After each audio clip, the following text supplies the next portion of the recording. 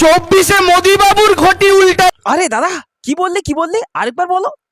24-এ মোদি বাবুর ঘটি উল্টা। যাক বাবা, দেশের পিএম কে তাহলে অবশেষে আপনি মোদি বাবু বলে সম্মান দিয়েছেন, এর থেকে তাহলে আর বড় কি হতে পারে।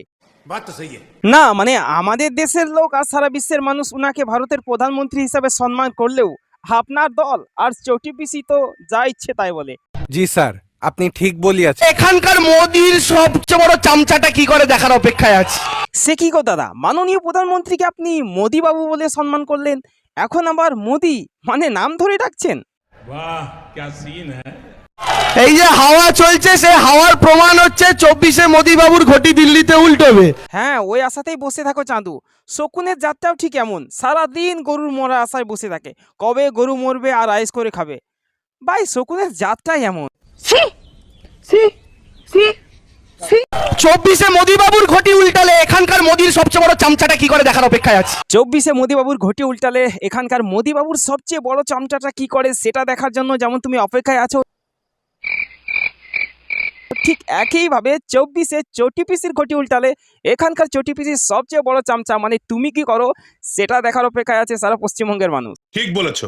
আচ্ছা ভোদাংশু বাবু, না মানে দেবাংশু বাবু, আপনি যাকে মোদি বাবুর সব থেকে বড় চামচা বলছেন, উনি তো বলছেন আপনার দল যেসব গরিব মানুষের কোটি কোটি টাকা রেশনের চাল ডাল ইন্দিরা আবাস যোজনা আরো অনেক কিছু মেরে খেয়েছে, সেগুলোর থেকেও আপনি নাকি একটু আধটু ভাগ পেয়েছেন, এটা কি সত্যি? মিথ্যেবাদী ছোট লোক একখানা। মিথ্যে কথা বলছি।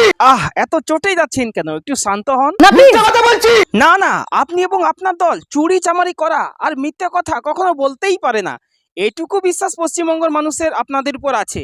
আর বিশ্বাস না হলে আপনি আপনার নিজের কানেই শুনুন পশ্চিমবঙ্গের মানুষ কিভাবে আপনাদের প্রশংসা করছে। কেন ওরা তো ভালো কাজ করেছে, চোর হোক জাত ভালো।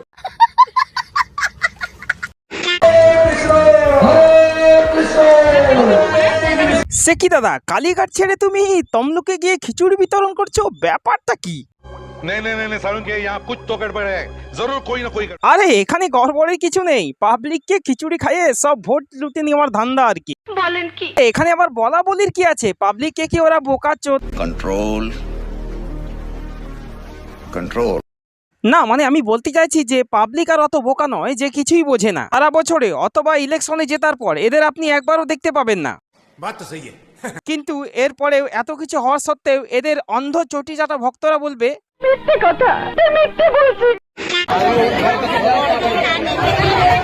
খাও দাদা খাও, আরাম করেই খাও, আমফানে সেই চুরি করা চাল আর ডাল দিয়ে বানানো এই খিচুড়ির স্বাদ তো অতুলনীয়, খাও আরাম করেই খাও, কেউ কিচ্ছুটি বলবে না, কারণ এগুলো তো সব তোমাদেরই।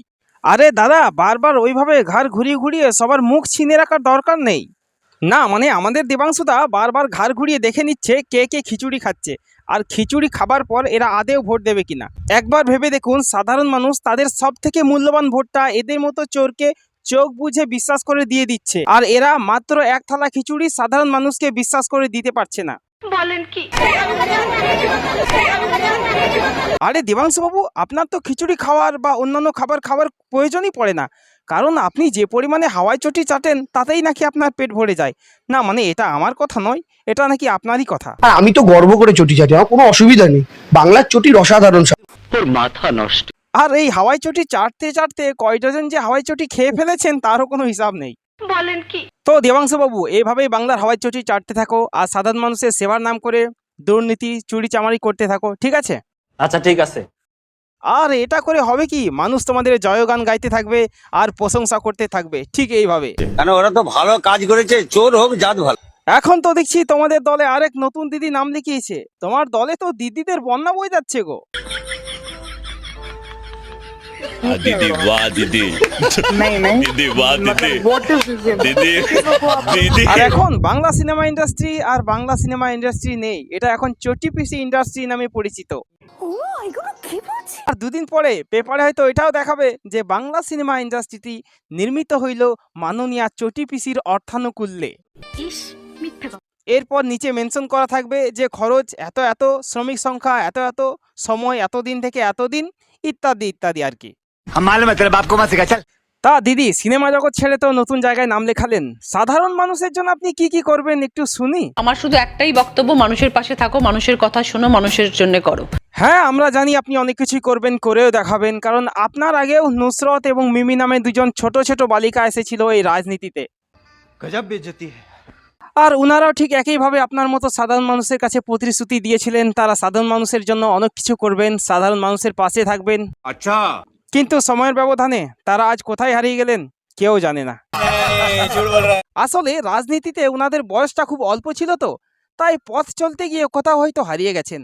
গজব বেজতি আমি সবসময় মানুষের পাশে থাকার জন্য চেষ্টা করব, সেটা সততার সাথে করব। কোনো রকম দুর্নীতির সাথে যোগ হওয়ার কোনো ইচ্ছা আমার নেই। বুঝলে দিদি, তোমাকে একটা মন খুলে কথা বলি, তোমার এই ফালতু গাঁজাখড়ি কথা শোনার থেকে আমি মনে করি বাড়ি গিয়ে বসে বসে গরুর রচনা মুখস্থ করা উত্তম কাজ। क्या बात है सर, क्या बात है सर। তোমাদের কথা আর বালিতে মোতা দুটোই সমান।